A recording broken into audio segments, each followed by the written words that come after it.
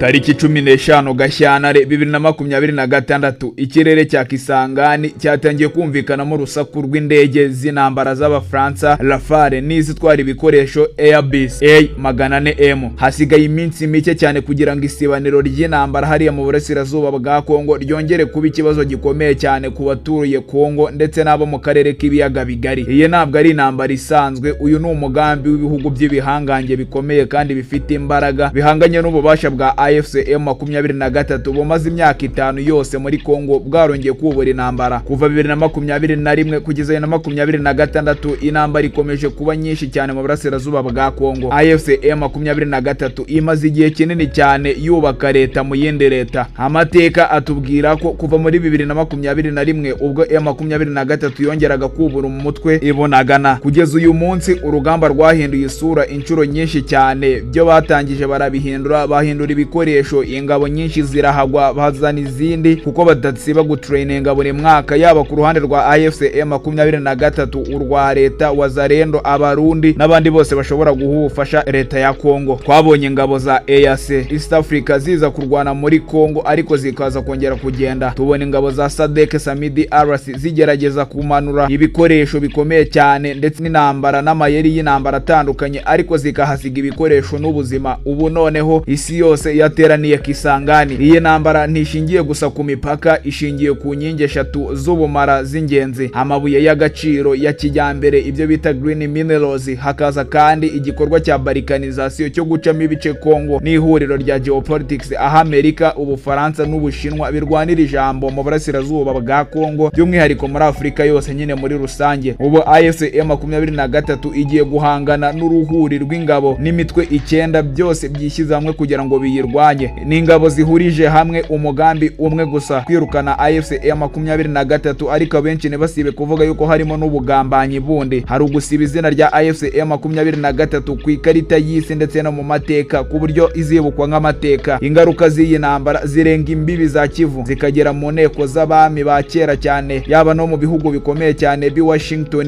ni Beijing, i Moscow aho abacurabwenge bize ntambara baherereye. Urebye iyi ni intambara ishobora guhindura uburyo isi ibona ubusugire bw'ibihugu bya Afurika. Uhawe ikaze kuri page nshya y'iby'umutekano na politike, uhawe ikaze mu muryango mugari wa KG Pro TV. Icyo usabwa no gukora subscribe, like, share na comment. Kuva muri 2021 M23 yahanganye n'ingabo nyinshi cyane. Twibuke ko mu ntangiriro byari FARDC ifatanyije na FDLR ndetse na Wazalendo, nyuma haje kuza ingabo za Kenya, Uganda n'u Burundi EAC. Muri 2022-2023 izo ngabo zaje gutsindwa bazikuramo, noneho leta ya Kongo idiringa n'u Burundi kuzana ingabo noneho mu buryo butari ubwa EAC. M23 yagomeje kwaguka igera i Goma. Mu mpera za 2024 SADC yohereje ingabo zayo Samidi RC ziva muri Afurika y'Epfo, Tanzania ndetse na Malawi. Afurika y'Epfo yahasize amaraso menshi cyane y'ingabo muri 2025 bituma zirukanwa by'agateganyo ziva muri Kongo ziritahira. Ariko uyu munsi isura yahindutse burundu. M23 igiye kurwana n'ihuriro ry'ingabo Operation 9. Ni ingabo zirimo ingabo za leta FARDC, hakaza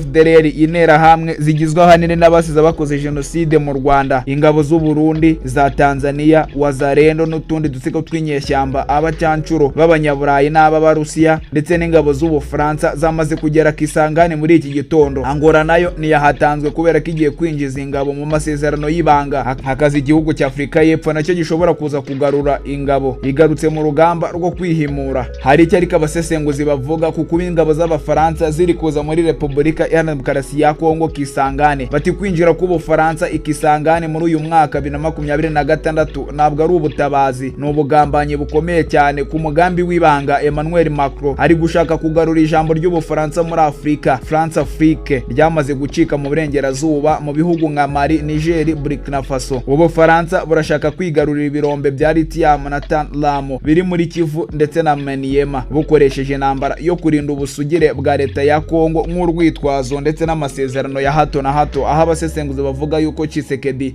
yongeye kugwa mu mutego w'ibihugu by'i Burayi n'umushinga wo gukuraho ijambo rya Amerika ryiyegereje AFC M23 kuko Amerika nayo ifite amakenga ko niba M23 yigaruriye burundu Goma, inyungu z'Ubufaransa muri peteroli y'ikiyaga cya Albert n'amabuye zizaba zihongotse burundu zishireho. Ibi ni mateka yisubiramo ameze nk'ayo muri Operation Zone Turquoise yo mu 1994, aho Ubufaransa bwaje mu izina ry'amahoro ariko bufite inyungu za politike zihishwe. Leta y'Abafaransa nayo iri kurwana n'ubushobozi bwayo kubera yuko ni kimwe mu bihugu bidafite umutungo kamere, ahubwo gitungwa ahanini n'ibikoresho biva muri Afurika, yaba iy'Iburasirazuba, iy'Amajyepfo ndetse n'iy'Amajyaruguru, mu bugambanyi bukomeye cyane n'amasezerano adashinga atajya asohora yewe na rimwe, kubera yuko hose bahora babirukana umunsi ku munsi ariko bakongera bakagaruka. Hari ingaruka zikomeye cyane abasesenguzi bakomeza kuvuga. Abasesenguzi bavuga yuko ibi byose bigiye gutuma ubusugire bw'igihugu cya leta ya Kongo bushobora kuvaho kubera yuko kitazongera kuba igihugu cyunze ubumwe. Amerika n'Ubufaransa bishobora guhanganira ku butaka bwa Kongo mu buryo bukomeye cyane, kuko bose icyo bashaka kiri hariya muri Kongo, kandi nanone bose baragikeneye ku rugero rungana kandi rwo hejuru cyane. Ibihugu 9 byose biri ku butaka bumwe bizatuma habaho isandara ry'akarere kose, maze amakimbirane yongere kuvuka. Abasesenguzi bakomeza bavuga yuko ibiciro bya tekinoloji, gaze na peteroli bizatumbagira kubera guhagarara k'ubucuruzi mu burasirazuba bwa Kongo nk'uko byagiye bigaragara mu myaka yose yashize. Ikindi kandi ni ugusenyuka k'uyu muryango niba ingabo za Afurika y'Epfo na Tanzania zongeye gukubitwa na M23, birashoboka yuko uyu muryango wazahita usenyuka ugaragara nk'aho kandi ntacyo ushoboye. Angola nayo ishaka kuba umwunganizi ukomeye cyane w'ibihugu by'Amajyepfo, ikoresha intambara ya M23 mu kwagura ububasha bwayo isanganywe kandi kugira ngo yongere igaragaze ko ari igihugu cy'igihangange. Ikindi gishobora kuzabaho ni ugucamo Kongo ibice byinshi cyane bishobora kwemezwa n'amahanga nka solution y'amahoro kugira ngo igice cy'uburasirazuba cyigenge, icy'Amajyepfo, icyo hagati ndetse n'icyo mu Majyaruguru byose byigenge. UN nayo ikaba yiteguye kuzabyemeza umunsi wose byaba bigaragaye ko ari cyo gitanga amahoro. Ubushinwa nabwo bushobora guhagarika imirimo muri Katanga niba intambara zigeze Kisangani. Abashinwa bashobora gukuramo akaba karenge kuko byagiye bigaragara yuko mu bijyanye n'intambara itari y'ubucuruzi bigorana cyane kuba bahangana n'Abanyamerika cyangwa se Abanyaburayi. Miliyoni 10 z'impunzi zishobora kwerekeza mu bihugu bya Afurika y'Iburasirazuba bigahungabanya ubukungu bw'akarere kubera kuva aho bakoreraga imirimo yabo bakaza mu bindi bihugu birimo bucucike n'ubundi. Ifaranga rya AFC M23 rishobora guhinduka ifaranga ry'ubucuruzi mu gace k'ibirunga kose. Iyi niyo ntambara ya mbere muri Afurika igiye gukoreshwamo electronic jamming y'Ubufaransa, ibikoresho bihambaye by'Abafaransa, ibikontorora ikirere, ibyo hasi mu mazi, byose byamaze kuhagera, kandi Loni izaba itagifite agaciro mu gihe ingabo z'ibihugu ziri kurwana ku mugaragaro, bigaragara neza yuko nta kintu iri kubikoraho. Igitekerezo benshi bakomeje gutekereza ko gishobora kuba cyakorwa kugira ngo iyi ntambara ihagarare ngo ni ukuba bazanamo Papa ashobora kuza nk'umuhuza mukuru wa nyuma mbere yuko Kinshasa ifatwa. Ibi ngibi byavuzwe n'umusesenguzi wasesenguriraga kuri CBC News avuga yuko Papa w'umunyamerika kakanya ashobora kuba ari we muhuza wa nyuma uzaza hagati ya M23 n'ingabo za leta mbere yuko Kinshasa nayo ifatwa. Leta ya Kongo izahinduka isoko rinini ry'abacancuro b'abazungu kurusha muri Ukraine nk'uko bimeze uyu munsi. Nihatagira igikorwa, leta ya Kongo nayo iraza kumera nka Ukraine. Hari umuhora kandi wa ruguru n'uw'Amajyepfo, Mombasa ndetse na Durban uzahagarara ugahagarika ibikorwa byose kubera intambara ndetse n'ingaruka zayo. Umubano w'u Rwanda na Afurika y'Epfo ushobora kwinjira mu mwijima udasanzwe cyane nk'uko byagaragaye umwaka ushize bashwana. Kuba leta ya Afurika y'Epfo igiye kongera kugarura ingabo bishobora kuza kongera kutorohera ibihugu byombi mu bijyanye n'ubwumvikane bwa diplomasi. Bavuga ko kandi AFC M23 nayo ishobora gusaba ubufasha ku bihugu bitari mu mubano mwiza n'Ubufaransa, ubwo ni nka Turkiya cyangwa Uburusiya ndetse n'u Rwanda, Ubugande n'ibindi bihugu. Umujyi wa Kisangani ugiye guhinduka agace k'intambara mu buryo bukomeye cyane, agace k'ibiturika aho abaturage bose bazindukiye imihanda bahunga baca mu byaro ndetse n'ibigori biteze. Ibihugu 9 bizakoresha ikoranabuhanga mu gufunga interinete n'itumanaho ryo mu mazi kugira ngo babashe kurwana neza kandi bazitira umwanzi. Inzira yo kwemera igihugu gishya muri Kivu izatangira ku mugaragaro muri Loni uyu mwaka. Iyi ni intambara itoroshye kandi itazigera yoroha. Ku isaha y'isa 10 n'igice z'umugoroba ku mupaka wa Grande Barriere, umusirikare wa M23 yarahagaze yitegereza inyenyeri maze abona umuriro w'indege y'Ubufaransa zinjira mu gihugu cya leta ya Kongo Kisangani inyura hejuru ya Nyiragongo. Azi neza ko inyuma y'ayo marembo hari ingabo 9 ziteguye kubatsemba zigatsemba AFC